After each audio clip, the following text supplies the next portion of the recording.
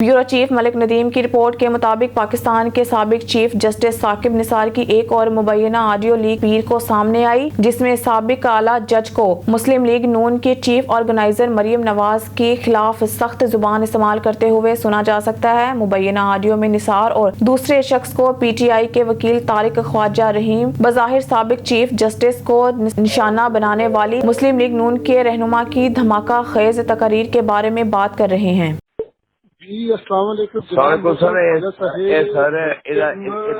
ਇਹਦਾ ਜਵਾਬ ਕੋਈ ਚੰਗੀ ਤਰ੍ਹਾਂ ਦਈਏ, ਕੋਈ ਬਾਹਰ ਠੋਕੀਏ ਕਿਸੇ ਤਰੀਕੇ ਦੇ ਨਾਲ ਜੋ ਗੱਲਾਂ ਕਰਦੀ ਹੈ। ਇਹ ਖਾਤੂਨ ਲਈ ਬੋਲਦੀ ਗਈ। ਸਰ ਮੈਂ ਪਤਾ ਕੀ ਸੋਚਿਆ ਸੀ ਇਹਦੇ ਤੇ ਮੋਟੀ ਗੱਲ ਤੇ ਮੈਂ ਕਰਦੀ ਸੀ, ਫਿਰ ਮੈਨੂੰ ਉਹ ਵੱਡੇ ਤਾਰੜ ਸਾਹਿਬ ਦਾ ਇੱਕ ਗੱਲ ਯਾਦ ਆਈ।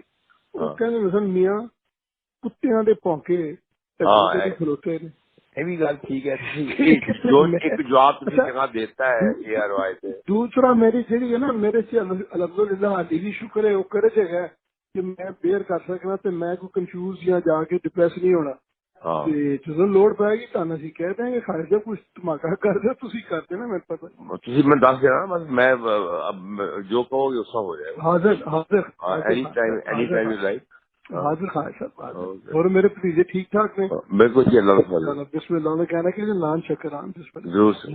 بیورو چیف ملک ندیم کی رپورٹ کے مطابق ہندوستانی غیر قانونی طور پر مقبوضہ جموں و کشمیر پہلی غیر ملکی سرمایہ کاری حاصل کرنے والا ہے۔ دبئی کے امار گروپ کے ساتھ 60 ملین کا شاپنگ اور آفس کمپلیکس تعمیر کرنے کی وجہ سے کیونکہ حکومت کسی خطے کو مستحکم کرنا چاہتی ہے، 5 بلین ہندوستانی روپے کی ترقی میں سری نگر میں ایک شاپنگ مال اور کثیر المقاصد تجارتی ٹاور شامل ہوں گے۔ امار نے شہر میں ایک سرمایہ کاری سمٹ میں اعلان کیا۔ اس خطے کی حکومت نے جو کہا تھا، اس کا اعلان اس کی پہلی غیر ملکی سرمایہ کاری کے بعد، جب گزشتہ ہفتے مرکزی حکومت نے کہا تھا کہ 2022-23 کے اپریل مارچ کے پہلے 10 مہینوں میں 15 بلین ہندوستانی روپے 188 ملین کی ریکارڈ سرمایہ کاری حاصل کی گئی۔ بیورو چیف ملک ندیم کی رپورٹ کے مطابق اسلام آباد کے ڈسٹرکٹ اینڈ سیشن عدالت نے توشہ خانہ کیس میں پاکستان تحریک انصاف PTI کے چیئرمین عمران خان کو 30 مارچ کو طلب کر لیا۔ جج ظفر اقبال نے حکم جاری کرتے ہوئے کہا ہے کہ عدالت سابق وزیر اعظم کے خلاف election commission of Pakistan ICP کی شکایت کے قابل سماعت ہونے پر دلائل سنے گی۔ مزید برآں فائل کی گمشدگی کے تنازع کو جج نے خود حل کرتے ہوئے کہا ہے کہ آرڈر